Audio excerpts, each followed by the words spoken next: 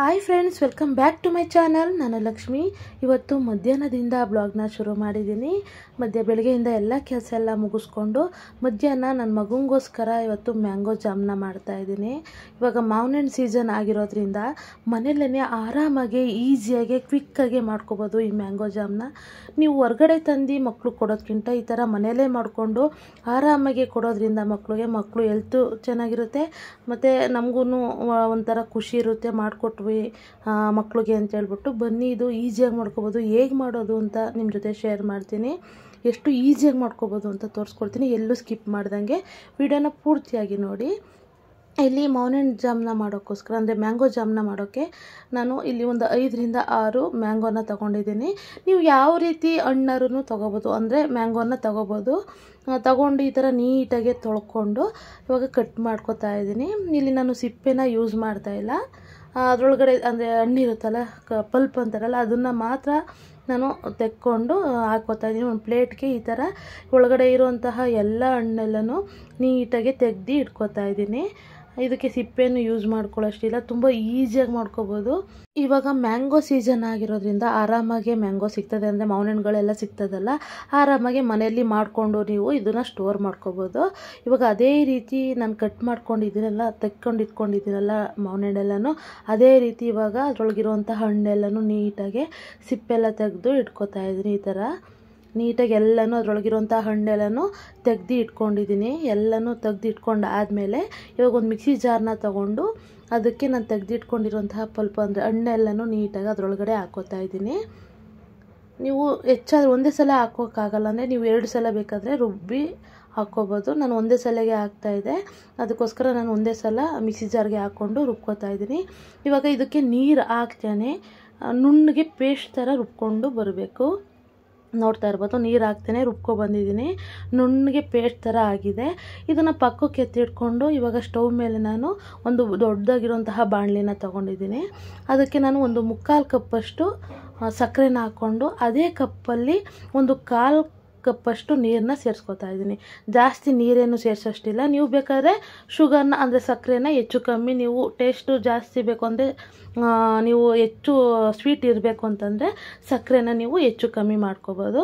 ಇವಾಗ ನೀರನ್ನ ಹಾಕ್ಕೊಂಡು ಸಕ್ಕರೆನೂ ಹಾಕ್ಕೊಂಡು ಇವಾಗ ಇದು ಚೆನ್ನಾಗಿ ಕರಗಬೇಕು. ಅಲ್ಲಿವರೆಗೂ ಕೈ ಬಿಡ್ದಂಗೆ ನೀಟಾಗಿ ಕರಗಿಸ್ಕೋಬೇಕು. ಯಾಕಂದರೆ ನೀರು ಕಮ್ಮಿ ಹಾಕಿದ್ದೀವಲ್ಲ, ಸಕ್ಕರೆ ಜಾಸ್ತಿ ಇರೋದ್ರಿಂದ ಸ್ವಲ್ಪ ತಳ ಹಿಡಿದ್ಬಿಡುತ್ತೆ, ಒಂಥರ ಏನೋ ಕಾಫಿ ಕಲರ್ಗೆ ಬಂದ್ಬಿಡುತ್ತೆ ಸಕ್ಕರೆ ನೀರು. ಅದಕ್ಕೋಸ್ಕರ ನೀಟಾಗಿ ಈ ಥರ ತಿರುಗಿಸ್ಕೊಂಡು ಈ ಥರ ನೊರೆ ಬರಬೇಕು, ಕರಗ್ಬಿಟ್ಟು. ಇದಕ್ಕೇನು ಪಾಕ ಏನು ತಕ್ಕೊಳ್ಳೋಷ್ಟಿಲ್ಲ, ಈ ಥರ ನೊರೆ ಬಂದು ಸಕ್ಕರೆ ಎಲ್ಲ ಕರಗಿದ್ರೆ ಸಾಕು. ಇವಾಗ ಕರಗಿದೆ, ನೊರೆನೂ ಬಂದಿದೆ. ಈಗ ನಾನು ನಿಂಬೆಹಣ್ಣು ಇರುತ್ತಲ್ಲ, ನಿಂಬೆಹಣ್ಣು ಸಿಪ್ಪೆನ ಈ ಥರ ತುರಿಯೋ ಮನೆಯಲ್ಲಿ ಈ ಥರ ತುರಿದ್ಬಿಟ್ಟು ಹಾಕೋತಾ ಇದ್ದೀನಿ. ಸ್ವಲ್ಪ ತುರ್ಕೊಂಡು ಹಾಕಿದ್ರೆ ಸಾಕು, ಬರೀ ಸಿಪ್ಪೆ ಬರುತ್ತಲ್ಲ ಅದು ಮಾತ್ರ ತುರ್ಕೊಂಡು ಹಾಕೋಬೇಕು. ಇದು ಯಾಕಪ್ಪ ಹಾಕೋದು ಅಂದರೆ, ನಮಗೆ ಮ್ಯಾಂಗೋ ಜಾಮ್ ಮಾಡ್ತಾ ಇರೋದ್ರಿಂದ ಟೇಸ್ಟು ಚೆನ್ನಾಗಿರುತ್ತೆ, ಸ್ವಲ್ಪ ಹುಳಿಯಾಗೂ ಇರುತ್ತೆ ಅಂತ ಹೇಳ್ಬಿಟ್ಟು ಬರೀ ಸಿಪ್ಪೆನ ಮಾತ್ರ ಸ್ವಲ್ಪ ಈ ಥರ ತುರಿದ್ಬಿಟ್ಟು ಹಾಕ್ಕೊಂಡಿದ್ದೀನಿ. ನೋಡ್ತಾ ಇರ್ಬೋದು, ಬರೀ ಸಿಪ್ಪೆ ಮಾತ್ರ ತುರಿದ್ಬಿಟ್ಟು ಹಾಕ್ಕೊಂಡಿದ್ದೀನಿ. ಸ್ವಲ್ಪ ಹಾಕ್ಕೊಂಡ್ರೆ ಸಾಕು. ಹಾಕ್ಕೊಂಡು ಒಂದು 2 ನಿಮಿಷ ಈ ಥರ ಸಕ್ಕರೆ ಪಾಕದಲ್ಲಿ ನೀಟಾಗಿ ಅದನ್ನು ಚೆನ್ನಾಗಿ ಒಂದು 2 ನಿಮಿಷ ಬೇಯಿಸ್ಕೊತೀನಿ. ಈ ಥರ ಬೇಯಿಸ್ಕೊಂಡು ಆದಮೇಲೆ ನಾನು ರುಬ್ಬಿ ಇಟ್ಕೊಂಡಿದ್ದಲ್ಲ ಮಾವಿನ ಹಣ್ಣೆಲ್ಲನೂ ಅದನ್ನು ಇವಾಗ ಸೇರಿಸ್ಕೊತಾ ಇದ್ದೀನಿ.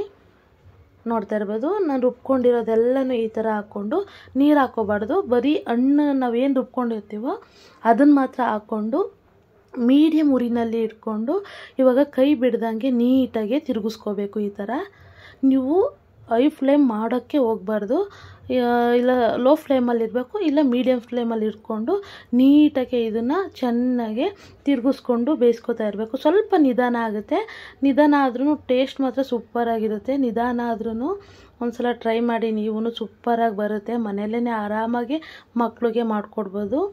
ಇವಾಗ ನೋಡ್ತಾ ಇರ್ಬೋದು, ಕುದೀತಾ ಇದ್ದಲ್ಲಿ ಈ ಸಮಯದಲ್ಲಿ ನಾನು ಒಂದು ಅರ್ಧ ಹೋಳಷ್ಟು ನಿಂಬೆಹಣ್ಣ ಹಿಡ್ಕೊಂಡು ಸೇರಿಸ್ಕೊತಾ ಇದ್ದೀನಿ. ತುಂಬಾ ಚೆನ್ನಾಗಿರುತ್ತೆ, ಹುಳಿಯಾಗಿ ಸ್ವೀಟಾಗಿ ತುಂಬಾ ಚೆನ್ನಾಗಿರುತ್ತೆ ಈ ಥರ ಮ್ಯಾಂಗೋ ಜಾಮು.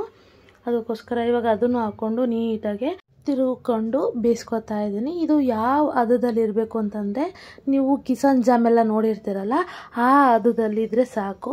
ಇವಾಗ ಬೇಯ್ತಾ ಇರಬೇಕಾದ್ರೆ ನೀವು ಸೌಟಲ್ಲಿ ಹಿಂಗೆ ಎತ್ತಿ ಹಿಂಗೆ ಬಿಟ್ಟರೆ ಅದು ನೀಟಾಗಿ ಅದು ಕೆಳಗಡೆ ಬೀಳಬಾರ್ದು, ನಿಧಾನಕ್ಕೆ ಬೀಳಬೇಕು. ಅದು ನಿಮ್ಗೆ ತೋರಿಸ್ತೀನಿ ಯಾವ ರೀತಿ ಅಂತ ಹೇಳ್ಬಿಟ್ಟು ಎತ್ಬಿಟ್ಟು ಇನ್ನೊಂದ್ಸಲ ತೋರಿಸ್ತೀನಿ ನೋಡಿ. ಇವಾಗ ಹಿಂಗೆ ನೀಟಾಗಿ ತಳನೂ ಬಿಡಬೇಕು, ಹಿಂಗೆ ಎತ್ತಿ ಹಿಂಗೆ ಬಿಟ್ಟರೆ ನಿಧಾನಕ್ಕೆ ಬಿಡಬೇಕದು ಕೆಳಗಡೆಗೆ.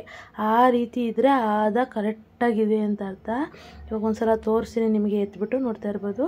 ಹಿಂಗೆ ಅಂದಾಗ ಅದು ಬೀಳಬಾರ್ದು, ನಿಧಾನಕ್ಕೆ ಬೀಳಬೇಕು. ಇಲ್ಲಿ ಈ ರೀತಿ ನಿಧಾನಕ್ಕೆ ಬೀಳಬೇಕು, ಜೆಲಿ ರೂಪದಲ್ಲಿ ಇರಬೇಕು, ಜಾಮ್ ರೂಪದಲ್ಲಿ ಇರಬೇಕು. ಆವಾಗ ಇನ್ನೊಂದು ಸಲ ತೋರಿಸಿ ಒಂದು ಪ್ಲೇಟ್ಗೆ ಹಾಕಿ ನಿಮಗೆ. ಈ ಥರ ವೈಟ್ ಪ್ಲೇಟ್ನ ತಗೊಂಡು ಇವಾಗ ರೆಡಿ ಆಗಿದೆ ಅಲ್ಲ, ಇದನ್ನು ಜಾಮ್ನ ನಾನು ತೆಗ್ದು ಈ ಪ್ಲೇಟ್ಗೆ ಹಾಕ್ತೀನಿ, ತೋರಿಸ್ತೀನಿ. ಪರ್ಫೆಕ್ಟ್ ಅದ ಅಂತಲೇ ಹೇಳ್ಬೋದು ಈ ರೀತಿ ಬಂದರೆ. ಇವಾಗ ಈ ಪ್ಲೇಟ್ಗೆ ಹಾಕಿದ್ದೀನಿ, ಇದನ್ನು ಬೆಂಡ್ ಮಾಡ್ತೀನಿ. ಈ ಪ್ಲೇಟ್ ಬೆಂಡ್ ಆದಾಗ ಅದು ಕೆಳಗಡೆನೂ ಬರಬಾರ್ದು, ಬಿದ್ದೋಗಬಾರ್ದು. ಎಲ್ಲಿ ಹಾಕಿರ್ತೀವೋ ಅಲ್ಲೇ ಇದ್ದರೆ ಪರ್ಫೆಕ್ಟ್ ಅದ ಅಂತ. ಇವಾಗ ಕರೆಕ್ಟಾಗಿ ಆಗಿದೆ. ಇವಾಗ ಸ್ಟವ್ ಆಫ್ ಮಾಡ್ಕೋಬೋದು. ಇವಾಗ ರೆಡಿ ಆಗಿದೆ ಇದು. ಇದನ್ನು ಸ್ಟವ್ ಆಫ್ ಮಾಡಿ ಇದನ್ನು ತಣ್ಣಗಾಗಕ್ಕೆ ಬಿಡ್ತೀನಿ ಒಂದು ಅರ್ಧ ಅವರ್ ತಣ್ಣಗಾಗಿದೆ. ಇವಾಗ ನೋಡ್ತಾ ಇರ್ಬೋದು. ಇದನ್ನು ನಾನು ಸ್ಟೋರ್ ಮಾಡ್ಕೋತೀನಿ. ಈ ಥರ ಗಾಜಿಂದು ಬಾಟಲ್ ಬರುತ್ತಲ್ಲ, ಅದಕ್ಕೆ ಸ್ಟೋರ್ ಮಾಡಿಕೊಂಡು ನೀವು 15 ದಿವಸ, ಒಂದು ತಿಂಗಳಾದ್ರೂ ಫ್ರಿಜ್ಜಲ್ಲಿ ಇಟ್ಕೊಂಡು ಆರಾಮಾಗಿ ಬಳಸ್ಬೋದು. ಇದು ಮನೇಲಿ ಮಾಡಿರೋದ್ರಿಂದ ಯಾವುದೇ ಕೆಮಿಕಲ್ ಹಾಕಿಲ್ಲ, ಏನಿಲ್ಲ. ಆರಾಮಾಗಿ ಈ ಥರ ಸ್ಟೋರ್ ಮಾಡಿಕೊಂಡು ಮಕ್ಕಳಿಗೆ ಸ್ಕೂಲ್ಗೆ ಹೋಗ್ಬೇಕಾದ್ರೆ ಇಲ್ಲ ಸ್ಕೂಲಿಂದ ಬಂದಾಗ ಸ್ನ್ಯಾಕ್ಸ್ ಥರ ಬ್ರೆಡ್ಗೆ ಮತ್ತು ಬನ್ಗೆ ಕೊಟ್ಬಿಡ್ದು.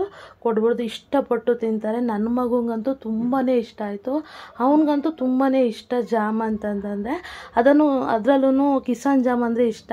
ಈ ಥರ ಮ್ಯಾಂಗೋ ಜಾಮ್ನ ಮನೇಲೇ ಮಾಡಿದ್ದೀನಿ ಅಂತ ಅಂದ್ಬಿಟ್ಟು ನೀವು ಬ್ರೆಡ್ಗೋ ಇಲ್ಲಾಂದರೆ ಬನ್ಗೋ ಹಾಕ್ಕೊಟ್ರೆ ಇಷ್ಟಪಟ್ಟು ತಿಂತಾರೆ. ಮಕ್ಕಳು ಖುಷಿ ಆಯ್ತಾರೆ. ನಮಗೂ ಒಂಥರ ಖುಷಿ ಇರುತ್ತೆ, ಮಕ್ಳಿಗೆ ಮಾಡಿಕೊಟ್ವಲ್ಲ, ಆರಾಮಾಗಿ ತಿಂದ್ವಲ್ಲ, ಹೊರಗಡೆಯಿಂದ ತಿಂದಿಲ್ಲ ಅಂತ ಹೇಳ್ಬಿಟ್ಟು.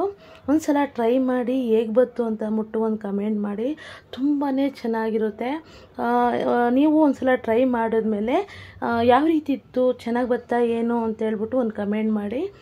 ನಿಮ್ಮ ಕಮೆಂಟ್ಗೋಸ್ಕರ ನಾನು ಕಾಯ್ತಾ ಇರ್ತೀನಿ ಅಂತ ಹೇಳ್ತಾ ಈ ವಿಡಿಯೋನ ಇಲ್ಲಿಗೆ ಎಂಡ್ ಮಾಡ್ತೀನಿ. ಈ ರೆಸಿಪಿ ಏನಾದರೂ ನಿಮಗೆ ಸ್ವಲ್ಪನಾದರೂ ಇಷ್ಟ ಆದರೆ ಲೈಕ್ ಮಾಡಿ, ಶೇರ್ ಮಾಡಿ, ಕಮೆಂಟ್ ಮಾಡಿ, ಸಬ್ಸ್ಕ್ರೈಬ್ ಮಾಡಿಕೊಂಡು ನನ್ನ ಚಾನಲ್ನ ನೋಡಿ ಅಂತ ಹೇಳ್ತಾ thank you for watching. Bye.